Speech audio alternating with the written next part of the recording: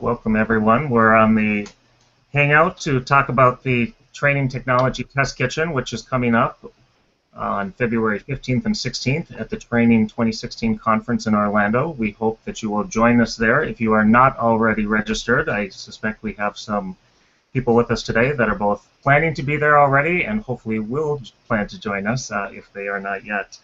The conference itself is February 15, 16, and 17, along with pre-conference workshops going on over the weekend before. And for those of you who are already registered for the conference, we hope that you will join us in the peer learning community, which is an online community.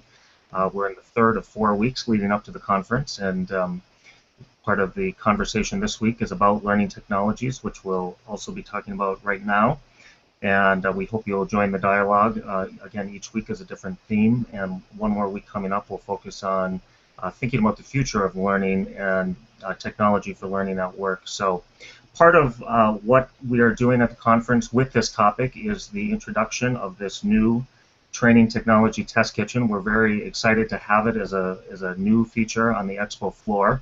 And several of our chefs from the test kitchen with us today have been part of this at other events, and we're glad to have invited new people to join us as well as chefs coming out of the training conference community as well. So I want to turn it over to Phylise Banner, who's the executive chef leading the gang here, and to give us a little introduction about the test kitchen in general, and then we'll also hear about some of the specifics that the individual chefs will be showcasing and demoing for us during the 2 days of the test kitchen. So Phylise, welcome and thank you very much.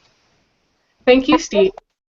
And welcome, folks. Phylise Banner here, and it's great to be here.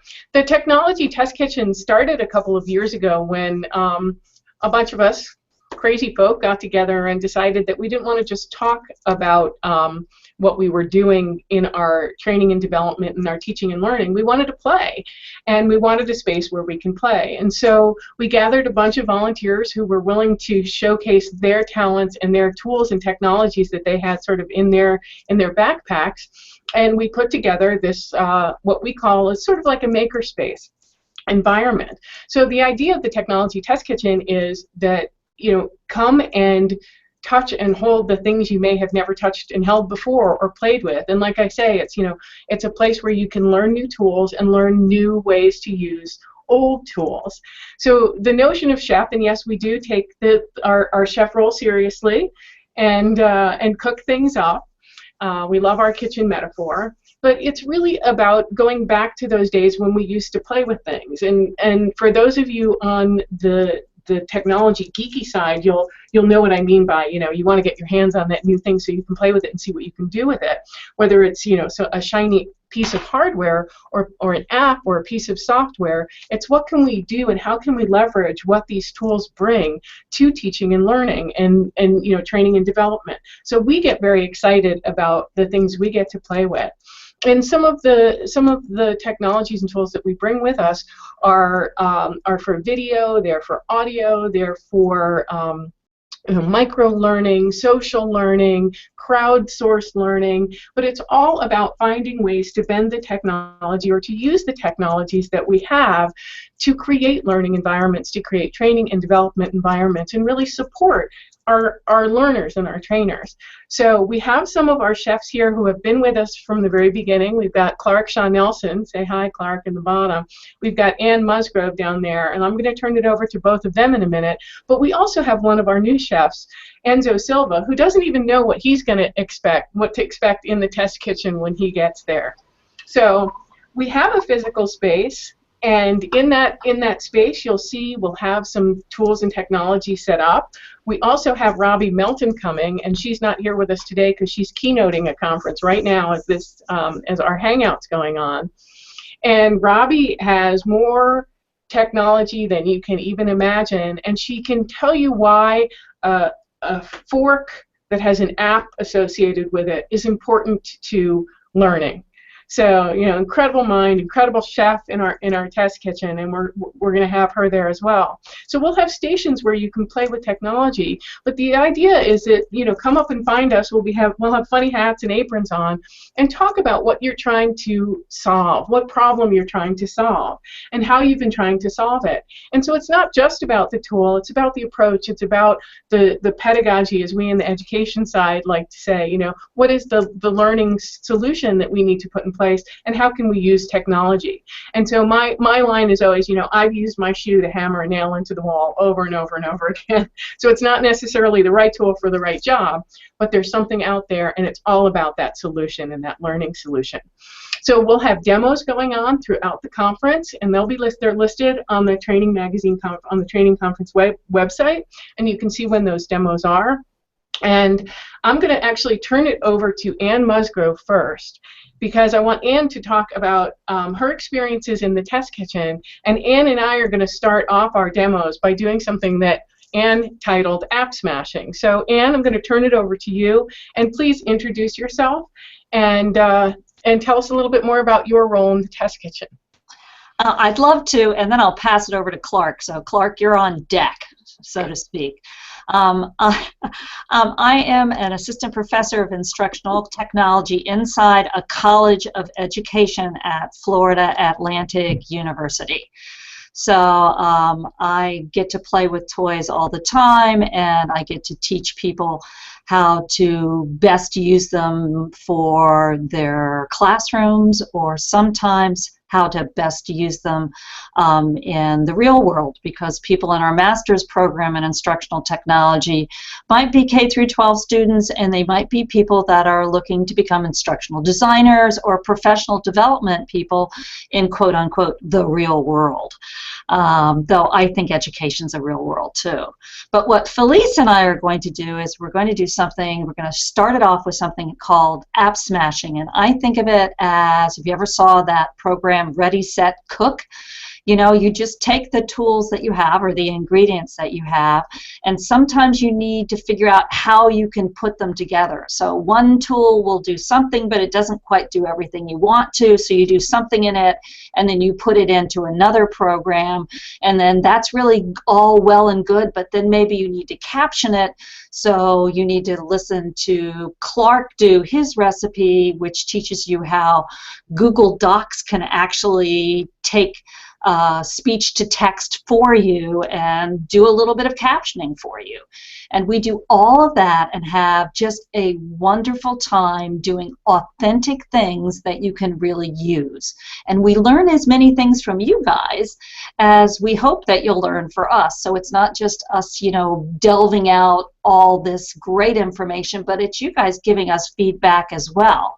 And what we're going to do for our final App Smash to end the conference, so App Smashing is kind of our bookends for the conference, is we're going to take suggestions and input from y'all so that we can make some App Smashing with the ingredients that would be the most useful for you. It's a lot of fun. I really hope that you'll drop by and spend some time with us. Clark, tell us about how life is in Baltimore right now. Well, it's a little on the dirty, snowy side. Still have some snow around in piles, that's for sure. Still digging out a few places, but I am, as said, Clark Shaw Nelson here in Baltimore, Maryland, where I'm the Senior Instructional Designer for the Johns Hopkins School of Public Health in the Center for Teaching and Learning. And I've been, you know, I started off as a classroom high school teacher back in the early 90s, quickly got into distance learning and worked with developing the Denver Public Schools Distance Learning Network for many years, and then got into online teaching, and then have now gotten into sort of instructional design and managing online programs. But going more into the test kitchen, I view it as a great place that's sort of an alternative to some of the vendors that you find at conferences, where it's more of a sales type situation, whereas this is more about a conversation. It's about trying things out, testing things out, but even more so having a conversation. And so a lot of what I've enjoyed doing in the test kitchen over the last couple of years that we've been doing it have been these great in-depth conversations that I get to have with the attendees about the issues they're having, the problems they're trying to solve, the ideas they have, the things they know about that I don't know about, and so on. And so it's a really great opportunity to sort of take a break from some of the sales stuff and get into the pedagogy a little bit and how you can try out different things. So it's hardware and software. It's a combination of both. And certainly it's a lot about the conversations. So let's go back to Phylise to maybe introduce Enzo. Sure. Thanks, Clark and Ann. That was perfect. So, of course, I started and didn't introduce myself. So, Phylise Banner, I am currently the Director of Online Teaching and Learning for Clarkson University's professional programs. I've been working in training and development for close to 30 years. So I worked on Wall Street doing data visualization and training development, and then transitioned into higher education. And to me, it's all about creating that experience. I'm an experience designer and also an e-learning craftsperson, as what I call myself. So one of the most important things that Clark and Ann both touched on is that this isn't just about the knowledge that we have, it's about the knowledge that you have, and it's all about sharing that knowledge and learning from each other. The conversations are key. I'll never forget our very first test kitchen when we had someone trying to understand how Twitter could be used in that learning and as a learning tool, and one of our chefs sat with that gentleman for 2 hours. So it was just such an in-depth session, and then that session got bigger and bigger and bigger. Also, you know, we've got some 3D technologies, and once we put it up on the screen, everyone came over, but no one knew how to use it. So, you know, our input all together, we learned how to do something. Ann said the best thing about our app smashing, we're going to ask you what you want us to smash or give us ideas on what you want us to smash, but it's always, hey, have you seen this app? And this is even better than what you're showing me. So it's really this give and take and conversation and play space and playground, and I think that's really important, and we need to bring that, even more of that, into our work that we do. So I just want to quickly talk about our recipe book, because that gives you an opportunity. We have recipes to go along with our kitchen, and I'm getting feedback. Thanks, Steve. And so there's a URL for the recipe book that will be shared with you. We'll have QR codes that you can scan so you can upload a recipe, download our recipe book. But it's all about those contributions. It's all open source. It's all Creative Commons licensed. And we encourage you to share a recipe. We're also going to have a scavenger hunt in the test kitchen using an app called Goose Chase, and we'll put out a little bit more information in the Peer Learning Network, because I really love that Peer Learning Network. Thank you for doing that, Steve. And it'll give you some challenges, some missions to accept, and one is submitting a recipe. You submit a recipe, find out what's going on in the test kitchen, and do stop by. So when we first came on board to bring the test kitchen to the Training Magazine Conference, first thing I said to Steve was, I need some chefs from you. So tell me, you know, who can we have as your rock stars to join us in the test kitchen? And Enzo is one of them, and Enzo's here with us today. So Enzo, tell us a little bit about what you're expecting from the test kitchen and what you're going to share. So are you saying he didn't find any rock stars and he just settled for me, right? Well, I'm a learning strategist here at SAP. I started years ago in Brazil. I'm from Brazil, as a language teacher there. My undergrad is in language acquisition. And then I moved to the US, and I quickly started delving into the more instructional design, more corporate learning side of things. I have a master's in instructional design and technology as well. And I'm known by my friends and family and coworkers and people that I meet in the industry as a guy that always has a tool up his sleeve for whatever problem they come up with. So I take pride in that. I love just sharing and hearing what people have to share and all that.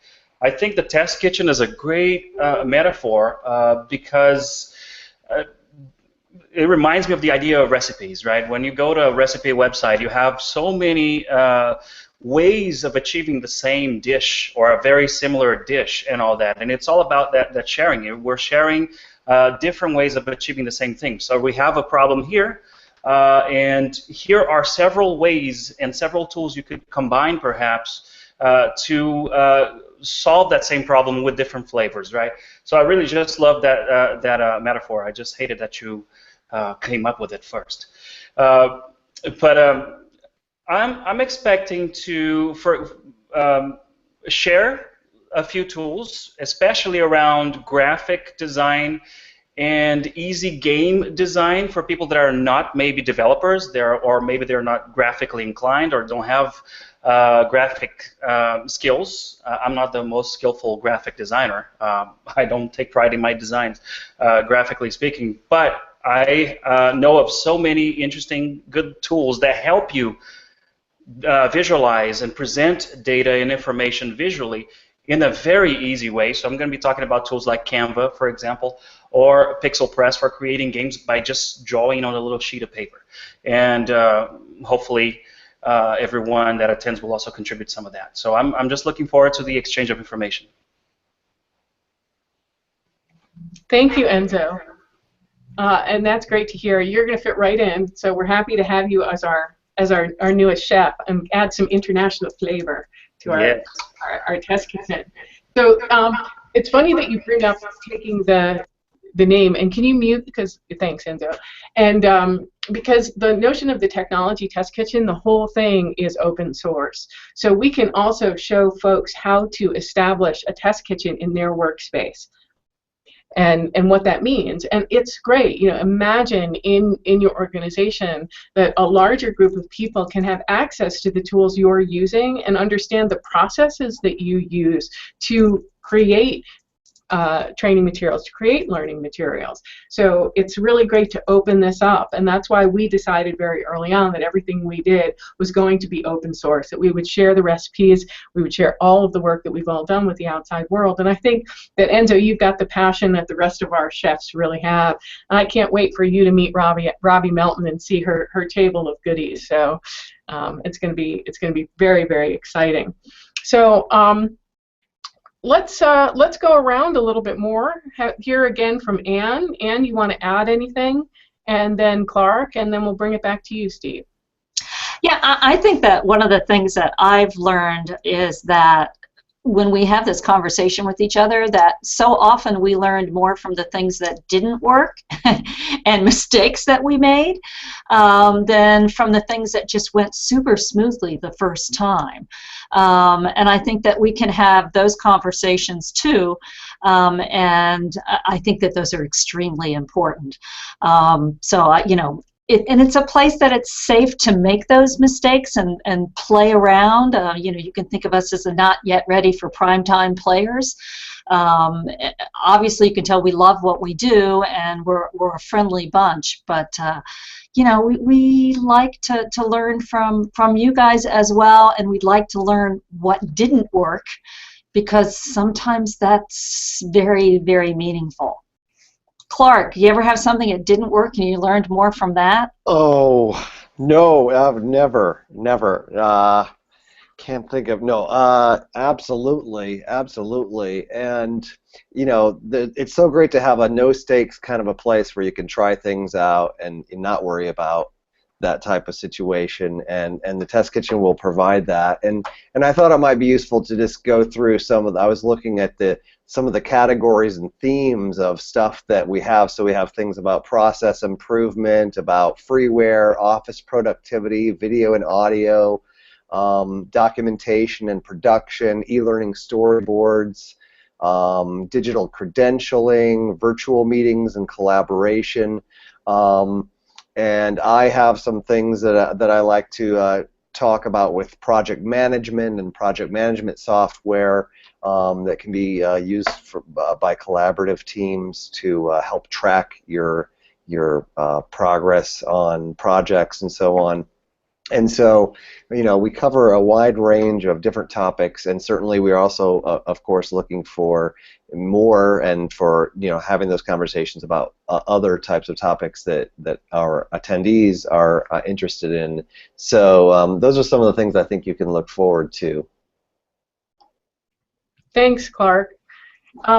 So I'm going to ask all three of you also, and even bring it back to Steve. So, one of the things that we have, Enzo, you talked about how you're the guy that always has the tool. You're the one who's always got that cool thing. So, what's your cool thing that you've got in possession right now? What's really what's catching your eye?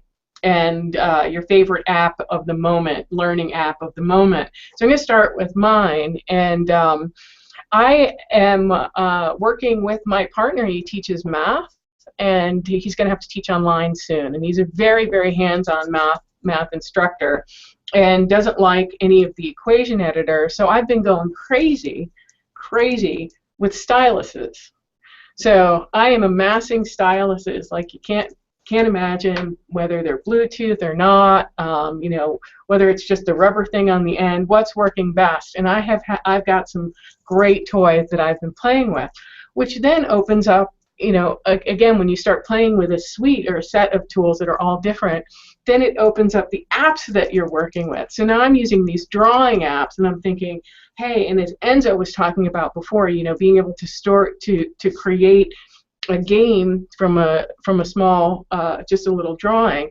So now I've got these great input tools, and I didn't really think about input tools anymore because I'm moving away from using that tool because I'm talking into my phone, talking into my iPad, but now I'm back into this whole, all these interesting input tools. So I'm excited about that. And the other thing is Goose Chase. Goose Chase is my favorite app of the day. And of course, 3 days from now it'll be something else. But I love Goose Chase, and we're going to use it in the test kitchen for our scavenger hunt. But it's just, a great team building tool, and this notion of, finding ways, even location based on your phone. You can walk up and there might be a Goose Chase going on. And it reminds me of the old, when we first had the web and started using it in a geospatial way. Clark was talking a little bit about that earlier. But that it's this kind of layering of content and the relational data that we can have. So you're in the test kitchen, you're going to be asked to upload a photo, upload a video, find out who's doing what, and imagine how you can use this tool in your environment. So that's my hot tool and my new fascination with input devices. And as we move more towards haptic technologies and things we can touch, it's back to that input again. So Clark, I know you're having fun with Blab, so over to you. Well, yeah, I just actually had heard about it a few weeks back and finally tried it out yesterday and had a lot of fun with it. So blab.im, it's kind of like Google Hangouts, but it's a little simpler, a little bit. You can't really do screen sharing, but it could be useful for something like what we're doing right here, or for when you have a big snowstorm and you last minute all of a sudden you want to record a lecture or something for your training, or let's say you're having a training session and you get snowed out or some earthquake happens or whatever, but you want people to maybe they don't travel, but you still want to conduct the session. This is a tool that could allow you to do some live video streaming anyway, or have good conversations. Like that's kind of the focus of Blab, is you can kind of blab on for as long as you want, and people can join you about that particular topic, whether that topic is e-learning or whatever that topic happens to be. People can kind of join in the conversation and ask questions using that tool. So that's pretty cool. I did come into an Apple Watch, although the verdict is still out as to whether I'm going to actually. I'm not entirely sure how I'm going to use. I even have trouble. My eyes getting older. I have trouble like reading it. But yeah. So that's mine. How about you, Anne? Gosh, I don't think I have any super new tools that I use. I have a lot of tools that I use all the time, and when I find one that I really like that's versatile, then I just go to that one all the time. And I think what I do the most of is screencasting. Screencasting is when you can talk about whatever's on your screen, whether that be a presentation or something complicated that you're doing in Excel or the syllabus or for your course. And I find that I have this really large, boring YouTube channel that I am just filling up with free screencasts. In fact, I think we'll probably do, I think we've decided that maybe for the app smashing kickoff, we're going to do something with the green screen. And I don't think Phylise has mentioned the green screen yet, but we will have a big green screen and we'll shoot some video on that green screen so you can put whatever you want behind you on that green screen. Think of the weather on the Weather Channel. That should be a good one for you Atlanta people where the Weather Channel is based. And when they're pointing to that map and talking about things, they can't usually see that map. It's usually just on a green screen behind them. So we'll probably take one of those videos and then maybe put it into a program where we can insert questions about that video. I do that a lot with a program called Zaption, but there's also EduCanon, and you can do it with TED Ed, so there's a bunch of ones out there. Mostly I'm into what's free because, you know, free is good, especially when you're on the academic side of the house, right? Free is always good, Anne. So Enzo, what do you have up your sleeve? What are you fascinated by these days? I think one that I'm not sure how new it is, but I'm always talking to people about, because I'm always asked for infographics or how to create infographics. And like I said, I don't have a degree in art or anything, so I can't really draw super well or do Adobe Illustrator, those more complex tools all the time. With a lot of expertise there. I can play around a little bit, but I think tools that make it easy for you to create visuals are always some of the most recommended ones I have. So Canva, for example, Canva.com is one that makes it easy to create posters for Twitter, for Facebook, infographics, long-form infographics, and other types of graphics, and it has free images that you can add on, templates, etc. And it also has, if you want to pay a little bit extra for some stock photos and icons and stuff like that, you can pay. They have a little marketplace there to create those graphics, and that's one of the things that I'm going to be talking about there. It just makes it really easy. And same thing for animation, like Go Animate. Makes it easy to create a simple little animation, or Adobe Voice, for example, if you have an iPad. You just do a simple animation. Maybe it's an introduction to a course, or maybe it's explaining a new process or something like that.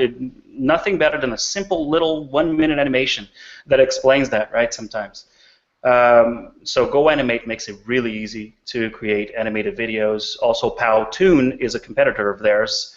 That has a different style and different templates and all that kind of stuff. So to keep it a little bit, you know, a variety here and there, I go back and forth between those two and a few others, like VideoScribe, for example.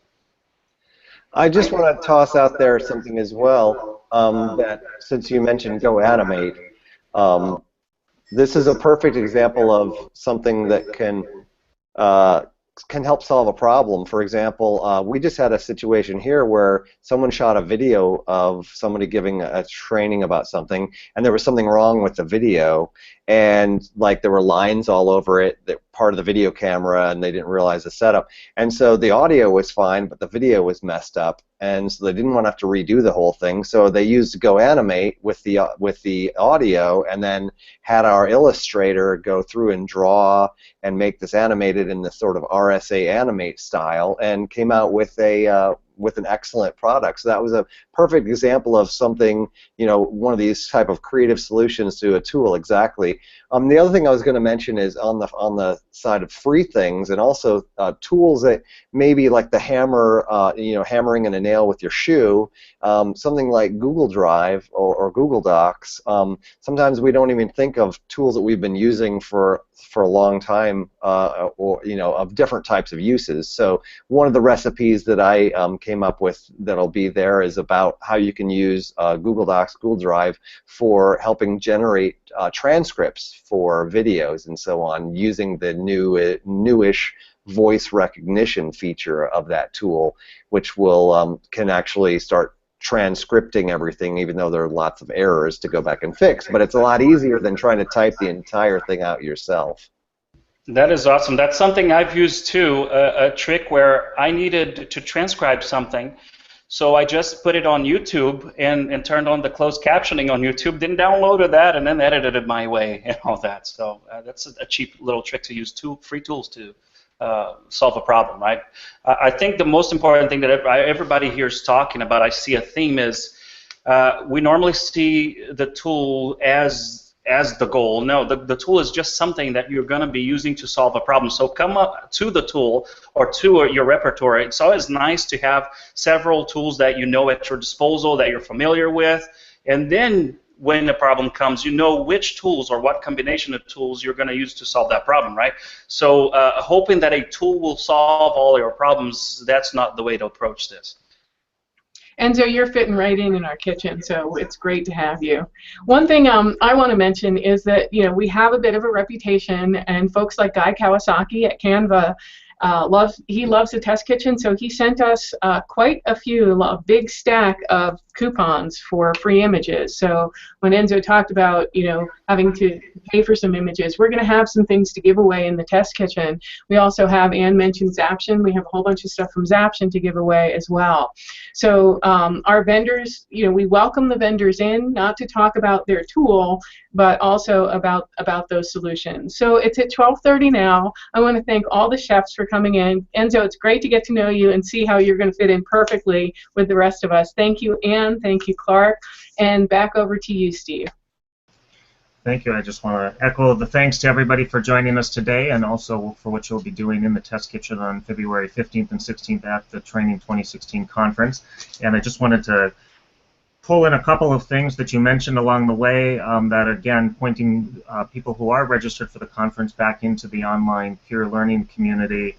This idea of showing your work, a lot of what you all described today are great examples of actually showing the work and how you did it, and involving others in that process, and that's one of the themes that we've been talking about in the peer learning community. Also, the role of Twitter in learning was one of the first week's conversations, and a lot of ahas that people had about how to integrate Twitter, and again, building on that with new tools like Blab that we heard about today. The idea of sharing our favorite apps, you all just had a round of sharing that. That's one of the themes this week, that we're asking all the participants to contribute their favorite apps into the online dialogue. So we point you over there to continue that conversation. And again, this idea of co-learning and peer learning from each other, that you all have lots of great things to share, but we know that we're picking up from everybody who does join us in the test kitchen along the way, whether they're presenters or participants or all of the above. So we invite everybody to come and check out the test kitchen over the 2 days on Monday and Tuesday, the 15th and 16th at the conference. And we're really looking forward to both the formally scheduled things and all the informal stuff that will happen in between. So we'll see you on site.